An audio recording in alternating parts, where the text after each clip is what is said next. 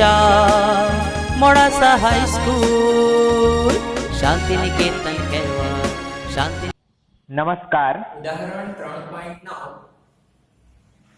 બે સમાંતર railway track ઉત્તર દક્ષિણ દિશામાં છે. ટ્રેન એ ઉત્તર તરફ 54 કિલોમીટર પ્રતિ અવરની ઝડપે અને ટ્રેન બી દક્ષિણ દિશામાં 90 કિલોમીટર પ્રતિ અવરની ઝડપે ગતિ કરે છે.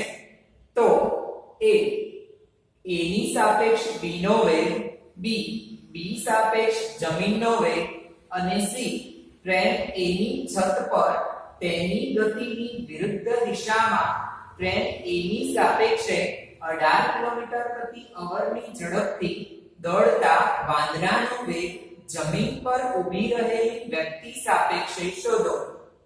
તો અહીં આપણે સાપેક્ષ વેગને અનુરૂપ ગણતરી કરવી છે. તો સૌપ્રથમ આપણી આ સ્થિતિમાં આપણે સંજ્ઞા પદ્ધતિને નક્કી કરીશું.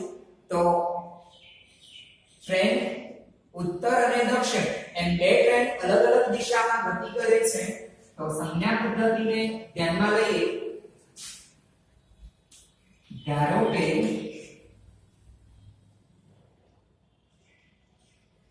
ઉત્તર તરફની દિશાને ધન x અક્ષ ની દિશા તથા દક્ષિણ દિશાને ઋણ x અક્ષની દિશા લેતા. તો આપણી ધારણા થઈ ગઈ કે ઉત્તર ધન અને દક્ષિણ ઋણ છે. તો એવી એ સ્થિતિને અનુરૂપ સૌપ્રથમ બંને ટ્રેનના જમીનની સાપેક્ષમાં વેગ આપ્યા છે. ટ્રેન A નો જમીનની સાપેક્ષમાં વેગ જેને આપણે VAG અથવા VA વડે પણ દર્શાવીએ છીએ તે ઉત્તર દિશામાં ગતિ કરે છે. ઉત્તરને ધન કીધા છે 54 કિલોમીટર પ્રતિ અવર. આપણે આ કિલોમીટર પ્રતિ અવરને મીટર પ્રતિ સેકન્ડમાં રૂપાંતરિત કરવા છે. તો તેના માટે કિલોમીટરમાંથી મીટર બનાવીએ તો 1 કિલોમીટર બરાબર 1000 મીટર તથા પ્રતિ અવર એટલે અવર નીચે છે અને 1 અવરમાં સેકન્ડ થાય 3600 માટે એકમ બની જાય મીટર પ્રતિ સેકન્ડ. તમારે દરેક વખતે જ્યારે કિલોમીટર પ્રતિ અવર હોય ત્યારે 1000 વડે ગુણવાના છે અને 3600 વડે ભાગવાથી મીટર પ્રતિ સેકન્ડમાં રૂપાંતરણ થશે. અહીં 36 અને 54 તેને અનુરૂપ છેદ લઈએ તો 18 2 36 ને 18 3 54 એટલે અહીં 2 અહીં 3 અહીં 2 ને દૂર કરવા માટે 5 2 10 પરિણામ મળે 15 મીટર પ્રતિ સેકન્ડ. આ જ પ્રમાણે ટ્રેન બી નો જમીનની સાપેક્ષમાં વેગ વડે જેને આપણે VPG વડે દર્શાવીશું. તો જોઈ શકાય ટ્રેન બી દક્ષિણ દિશામાં ગતિ કરે. દક્ષિણ દિશા ઋણ છે માટે -90 કિલોમીટર પ્રતિ અવર. તેને પણ આ જ પ્રમાણે -90 ગુણ્યા 1000 ભાગ્યા 3600 તે બની જાય મીટર અપોન સેકન્ડ. અહીં પણ અગાઉની જેમ જ આપણે સાદુરૂપ આપી શકીએ 18 2 36 18 5 90 2 5 10 તો પરિણામ થાય -25 મીટર પ્રતિ સેકન્ડ. તો આમ સૌપ્રથમ આપણે તેને મીટર પ્રતિ સેકન્ડમાં રૂપાંતરિત કર્યા છે. ચિહ્નો એ દિશાનું સૂચન કરે છે તે બાબત તમારે ધ્યાનમાં રાખવી. પહેલો પ્રશ્ન છે આપણો A ની સાપેક્ષમાં b નો વેગ. સૂત્ર આપણે ભણી ચૂક્યા. ટ્રેન a ની સાપેક્ષમાં b નો વેગ તમે કહી શકો છો a ની સાપેક્ષમાં b નો વેગ એટલે vba જેનો વેગ હોય તેને આગળ લખીશું તો vba સૂત્ર ભણ્યા vb va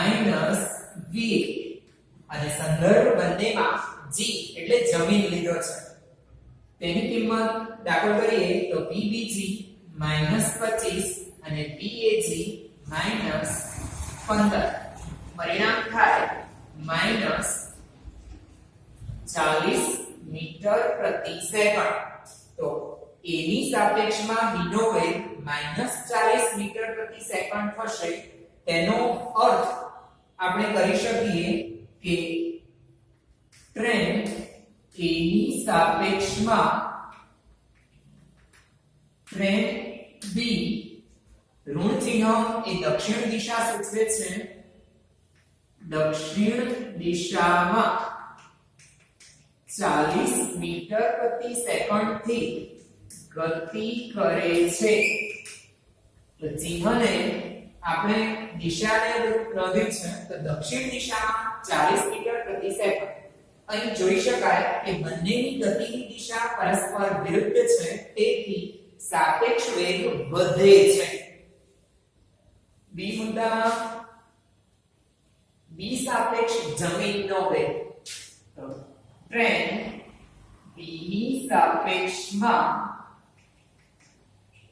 જમીનનો વેગ જેને આપણે vgb b ની સાપેક્ષમાં જમીનનો પણ અગાઉ આપણે સમજ મેળવી ગયા કે vgb બરાબર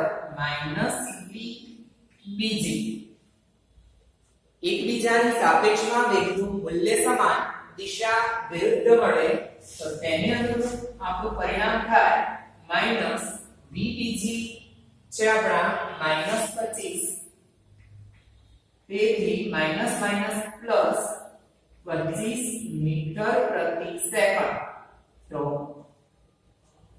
ટ્રેન બી ની સાપેક્ષમાં જમીન ઉત્તર દિશામાં 25 મીટર પ્રતિ સેકન્ડ થી ગતિ કરે છે ટ્રેન બી ની સાપેક્ષમાં જમીન ધન ચિહ્ન ઉત્તર દિશામાં 25 મીટર પ્રતિ સેકન્ડ થી ગતિ કરે છે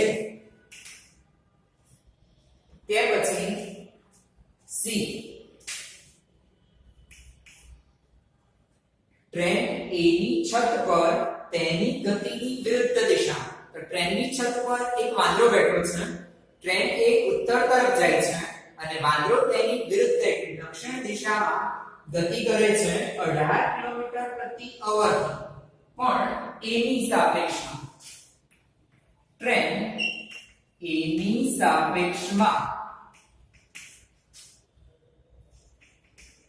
વાંદરાને આપણે એમ કહીશું તો વાંદરાનો વેગ જેને vma એમ પર મૂકી વાંદરાનો a ની સાપેક્ષમાં વેગ vma આપ્યા છે આપણને 18 કિલોમીટર પ્રતિ અવર પણ તે પણ ટ્રેન કરતા વિરુદ્ધ દિશામાં એટલે દક્ષિણ માટે માઈનસ મૂકીશું તેને પણ આપણે રૂપાંતરિત કરીએ તો 1000 વડે ગુણીશું અને 3600 વડે ભાગતા મીટર અપોન સેકન્ડમાં રૂપાંતરણ થાય 18 2 અહીં 5 માટે પરિણામ મળ્યું -5 મીટર પ્રતિ સેકન્ડ vma ટ્રેન a ની સાપેક્ષમાં વાંદરાનો આપણે મેળવવું છે વાંદરાનો વેગ જમીન પર ઊભી રહેલી વ્યક્તિની સાપેક્ષમાં એટલે કે જમીનની સાપેક્ષમાં તો જમીન પર ઊભી રહેલી વ્યક્તિની સાપેક્ષમાં વાંદરાનો વેગ જેને આપણે વાંદરાનો વેગ એટલે vm અને જમીનની સાપેક્ષમાં એટલે vmg વડે દર્શાવીશું Vmg નું સૂત્ર આ સૂત્રને અનુરૂપ Vpa પ્રમાણે લખી શકાય Vmg બરાબર Vm Vg. અહીં આપણે બંને વેગમાં એક જ સંદર્ભ આપવાનો થાય અને તે સંદર્ભ આપણને જે કિંમત આપી હોય તે પ્રમાણે આપણે આપીશું. તો સંદર્ભ બંનેમાં a ને મૂકીશું. તો Vma Vga. અહીં Vma ની કિંમત -5 આપેલી છે પણ Vga આપેલા નથી. તેના બદલે Vag 15 આપેલા છે. તો તેને આપણે રૂપાંતરિત કરીએ Vma Vag.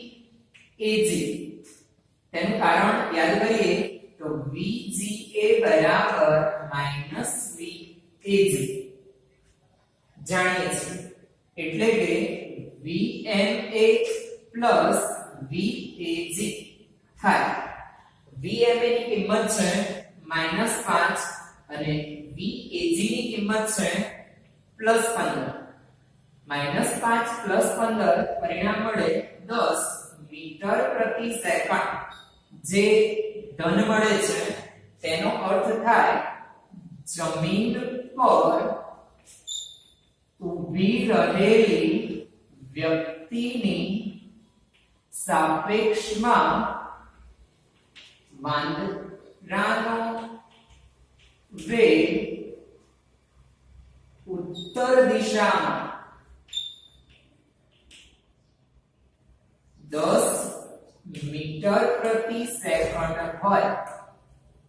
ધન એ ઉત્તર દિશાનું સૂચન કરે છે.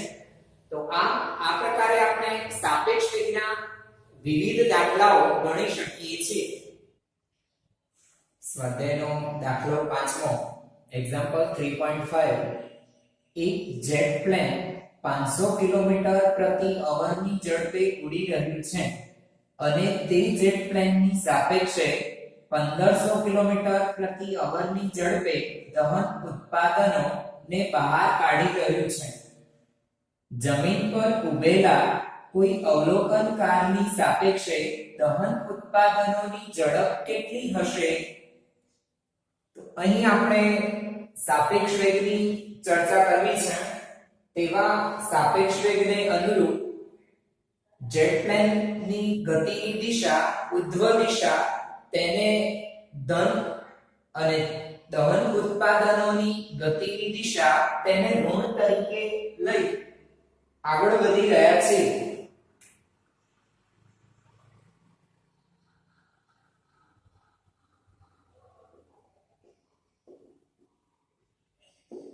જેટ પ્લેનની ગતિની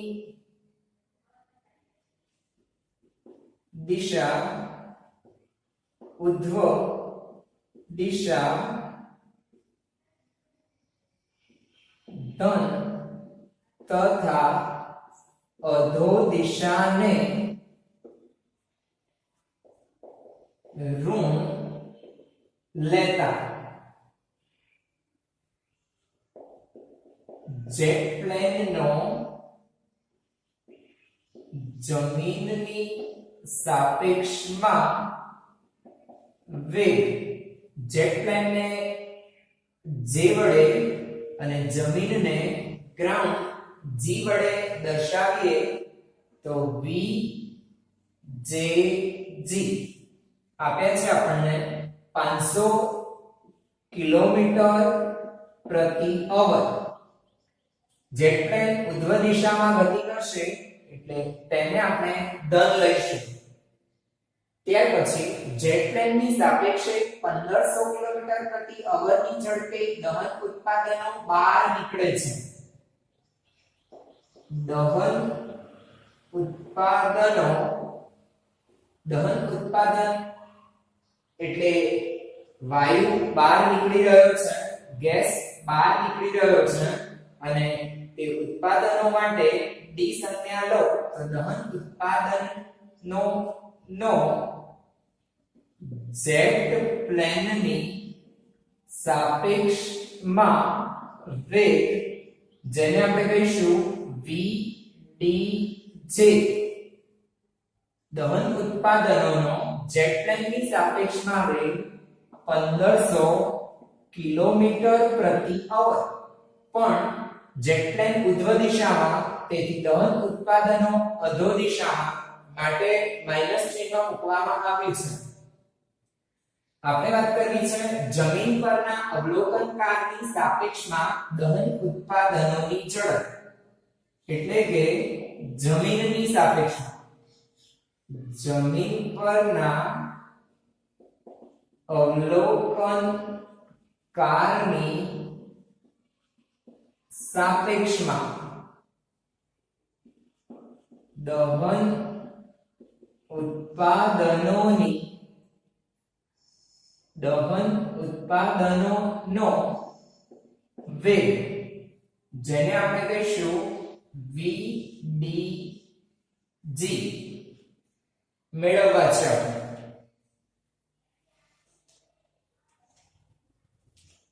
તો સાપેક્ષ વેગના સૂત્રને અનુરૂપ VDG બરાબર VD માઈનસ VG, પણ VD અને G તેના સંદર્ભ આપવા આપણે VD જે જાણીએ છીએ તેથી બંનેમાં સામાન્ય સંદર્ભ J આપીશું,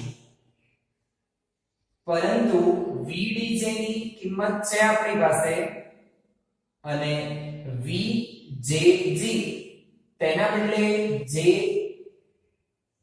જે છે માઈનસ VJG, કારણને યાદ કરીએ કે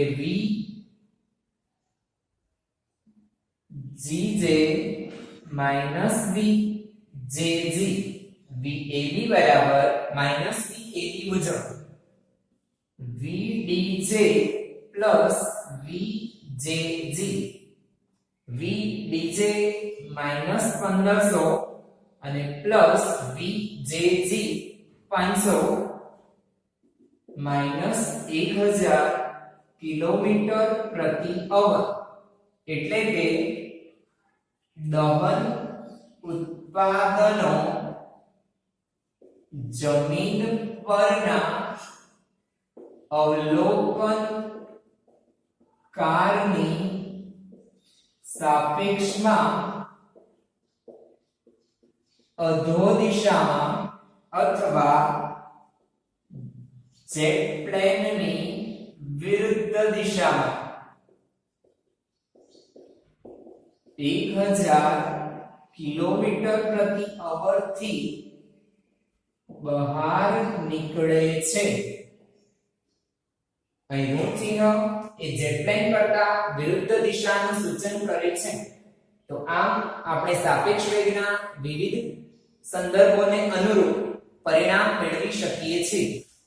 સ્વાધ્યાયનો છઠ્ઠો દાખલો એક્ઝામ્પલ 3.6. સુરેખ રાજમાર્ગ પર 126 કિલોમીટર પ્રતિ અવર જેટલા ઝડપે દોડી રહેલી એક કાર 200 મીટર અંતર કાપીને ઊભી રાખી છે. તો કારનો નિયમિત પ્રતિપ્રવેગ કેટલો હોવો જોઈએ? કારને સ્થિર થવા માટે કેટલો સમય લાગશે? કારનો પ્રારંભિક વેગ, જેને આપણે v0 કહીશું, v0 126 કિલોમીટર પ્રતિ અવર. આપણે શીખી ગયા કિલોમીટરમાંથી મીટરમાં 1000 વડે ગુણીશું અને કલાક માટે 3600 વડે ભાગીશું, એટલે કિલોમીટર પ્રતિ અવરમાંથી મીટર પ્રતિ સેકન્ડ થાય. છેદ શક્ય હોય એ પ્રમાણે દૂર કરીશું. તો અહીં 1260 ભાગ્યા 36 કરવાના થાય. તેનું સાદું કેલ્ક્યુલેટર દ્વારા આપણે આપી શકીએ તો 126 ગુણ્યા 10 એટલે 1260 ભાગ્યા 36 અને તેનો જવાબ મળે 35 મીટર પ્રતિ સેકન્ડ. તો કારનો પ્રારંભિક વેગ 35 મીટર પ્રતિ સેકન્ડ છે. તેને અનુલક્ષી આગળ વધીએ તો 200 મીટર અંતર કાપીને ઊભી રાખવી છે તો કારનો અંતિમ વેગ, કારને ઊભી રાખવાની હોવાથી તેનો અંતિમ વેગ 0 થાય, v બરાબર 0. તેને કાપેલું અંતર જેને આપણે x કહીશું તો x 200 મીટર. આટલી રાશિઓ આપણને આપેલી છે અને આપણે પ્રવેગ મેળવવો છે. અચળ પ્રવેગી ગતિના ત્રણેય સમીકરણમાંથી સમીકરણની પસંદગી કરવા માટે આપેલી રાશિઓ અને શોધવાની રાશિ તેને ધ્યાનમાં લઈએ તો ધારો કે કારનો નિયમિત પ્રવેગ a છે તો કારની અચળ પ્રવેગી ગતિ માટે અહીં સમય આપ્યો નથી અને સમય શોધવાનો પણ નથી, તેથી આપણે ત્રીજું સૂત્ર v² v02 બરાબર 2ax પરથી આગળ વધીશું. v² એટલે 0 નો વર્ગ, v0 એટલે 35 નો વર્ગ, 2a એટલે કારનો પ્રવેગ જે આપણે શોધવાનો છે અને x 200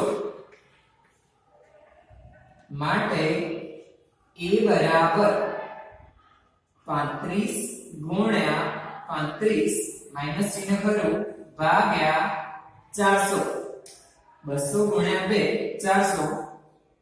તેનું પરિણામ કેલ્ક્યુલેટર દ્વારા મેળવવા માટે 35 ગુણ્યા 35 ભાગ્યા 400 જવાબ મળે 3.0625.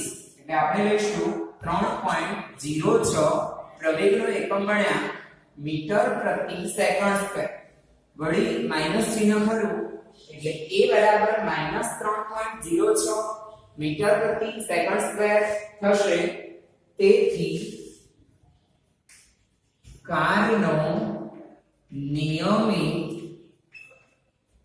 પ્રતિપ્રવેગ, આપણે અગાઉ ચર્ચા કરી ચૂક્યા કે પ્રવેગ ઋણ હોય તેને જ આપણે પ્રતિપ્રવેગ તરીકે ઓળખીશું. a બરાબર 3.06 મીટર પ્રતિ સેકન્ડ સ્ક્વેર હોય. બીજા ભાગમાં કારને સ્થિર થવા માટે કેટલો સમય લાગશે? તો હવે આપણે સમય શોધવો છે.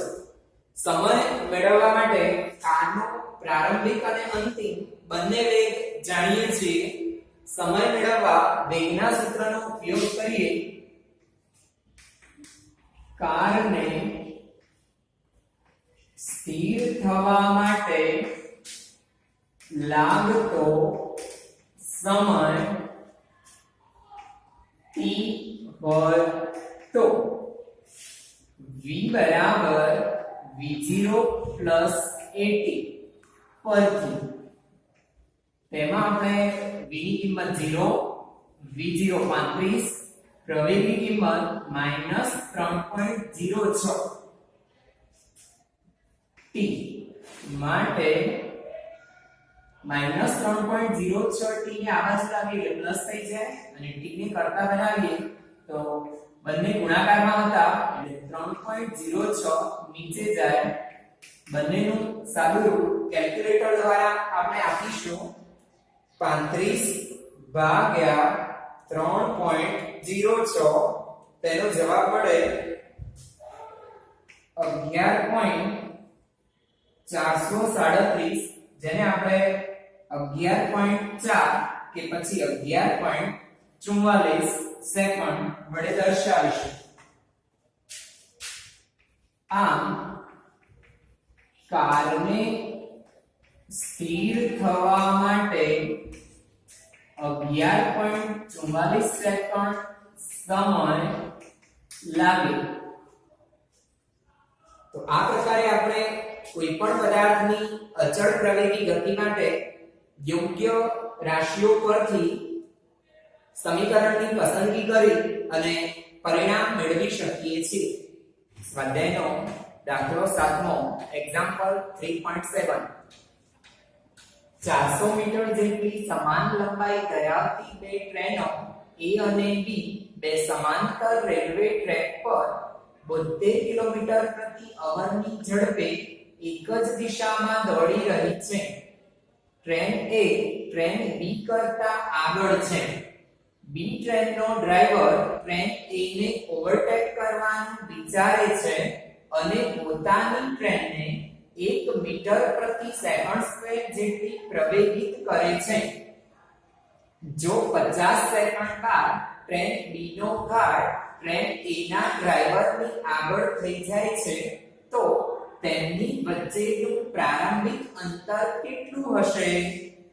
તો આપણે બે ટ્રેન એક જ દિશામાં ગતિ કરતી હોય એવી સ્થિતિને અનુરૂપ ચર્ચા કરવાની થાય છે. તો પ્રારંભમાં બંને ટ્રેનની જે સ્થિતિ થાય તેને ધ્યાનમાં લઈએ તો પ્રારંભમાં આ ટ્રેન A છે.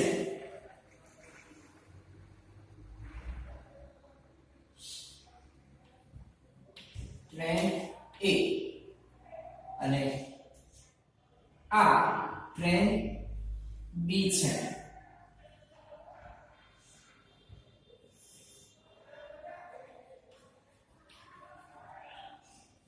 બંને ટ્રેનની લંબાઈ 400 મીટર જેટલી આપણને આપેલી છે. એટલે આ ટ્રેન 400 મીટર અને આ ટ્રેન પણ 400 મીટર. A ટ્રેન અને B ટ્રેન બંનેની ગતિની દિશા સમાન છે. એટલે બંને ટ્રેન આ દિશામાં ગતિ કરી રહી છે. આપણે વાત કરવી છે કે પ્રારંભમાં તેમની વચ્ચેનું અંતર કેટલું હશે. આ ટ્રેન A તેનો આ ડ્રાઈવર અને આ ગાર્ડ ટ્રેન B તેનો આ ડ્રાઈવર અને આ ગાર્ડ ટ્રેનમાં આગળ ડ્રાઈવર અને પાછળ ગાર્ડ દર્શાવ્યા છે. ધારો કે આ બંને વચ્ચેનું પ્રારંભિક અંતર x છે. આ આપણી પ્રારંભિક સ્થિતિ છે.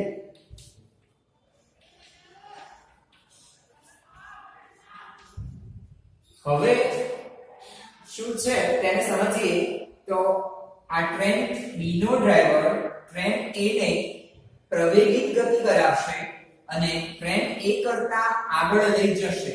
ટ્રેન B નો ગાર્ડ ટ્રેન A ના ડ્રાઈવરની આગળ નીકળી જાય છે.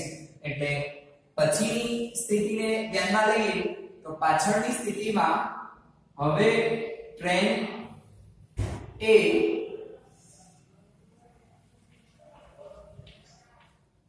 આ ડ્રાઈવર ગાર્ડ ગતિની દિશા અને આ ટ્રેન B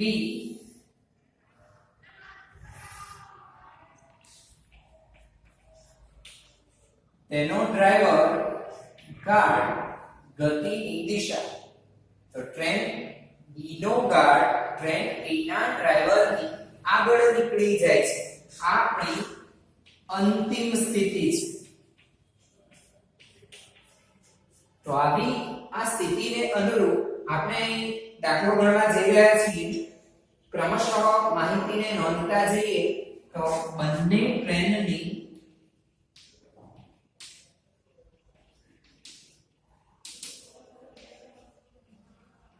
સમાન લંબાઈ જેને આપણે L વડે દર્શાવીએ તો 400 મીટર. બીજું બંને ટ્રેનના વેગ આપ્યા છે. તો ટ્રેન A નો વેગ VA અને ટ્રેન B નો વેગ VB બંને સમાન અને તે છે 72 કિલોમીટર પ્રતિ અવર. એને પણ મીટર પ્રતિ સેકન્ડમાં રૂપાંતરિત કરીએ તો 72 ગુણ્યા 1000 ભાગ્યા 3600 એટલે મીટર પ્રતિ સેકન્ડ બની જાય 0 0 કેન્સલ થયા 18 2 18 4 2 2 એટલે 20 મીટર પ્રતિ સેકન્ડ. તો બંને ટ્રેન 20 મીટર પ્રતિ સેકન્ડની સમાન ઝડપે એક જ દિશામાં ગતિ કરી રહી છે. હવે શું સ્થિતિ થાય તો ટ્રેન B નો ડ્રાઈવર ટ્રેન A ને ઓવરટેક કરી આગળ નીકળે છે, તેનો પ્રવેગ આપ્યો છે. ટ્રેન B નો અચળ પ્રવેગ જેને આપણે AB વડે દર્શાવીશું તો તે છે 1 મીટર પ્રતિ સેકન્ડ સ્ક્વેર. અને આ ઘટના માટે એટલે કે આ ઓવરટેક માટેનો સમય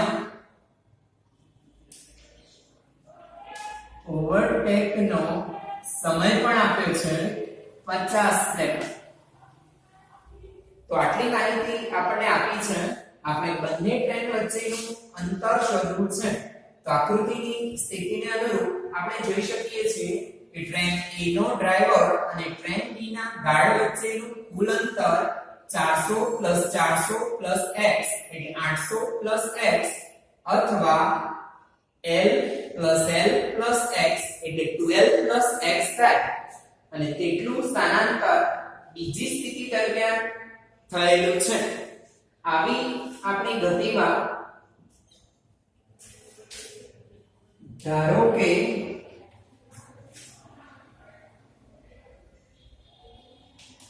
પ્રારંભિક સ્થિતિમાં ટ્રેન A ના ડ્રાઈવર તથા ટ્રેન B ના ગાર્ડ વચ્ચેનું અંતર આકૃતિ મુજબ 800 x એટલે જ 12 x છે. તો 12 x એ અંતર થયું. પ્રારંભમાં સાપેક્ષ વેગની વાત કરીએ તો પ્રારંભમાં ટ્રેન A ની સાપેક્ષમાં ટ્રેન B નો વેગ જેને આપણે VBA વડે દર્શાવીશું. A ની સાપેક્ષમાં B નો વેગ VB VA અને તે થાય 20 - 20 બરાબર 0. તો પ્રારંભમાં બંને સમાન ઝડપે ગતિ કરે છે, તેથી સાપેક્ષ વેગ 0 થશે. આવી આપણી સ્થિતિમાં આપણે સમય જાણીએ છીએ અને અંતર શોધવું છે. તો સમય અને અંતર અચળ પ્રવેગી ગતિ માટે ટ્રેન B ની અચળ પ્રવેગી ગતિ માટે x બરાબર v0t plus 1/2 at² પરથી x એટલે જ આપણા કિસ્સામાં કપાયેલું અંતર અને તે જ થાય 12 x. v0 એટલે જ vba t 1/2 એટલે ટ્રેન B નો પ્રવેગ abt². કિંમતો આપી છે આપણને.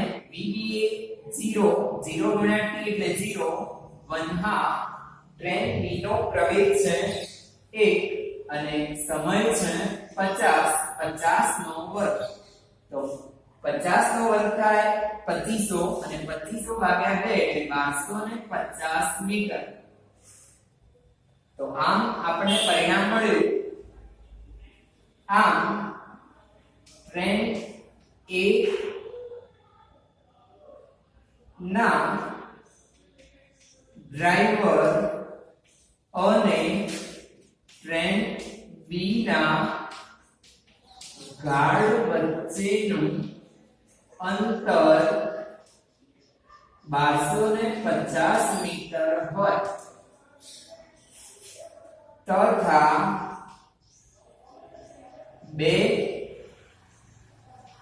ટ્રેન વચ્ચેનું અંતર તેને આપણે x કહીએ તો x બરાબર 1250 12 1250 ટ્રેનની લંબાઈ 400 મીટર એટલે 800 તો 450 મીટર.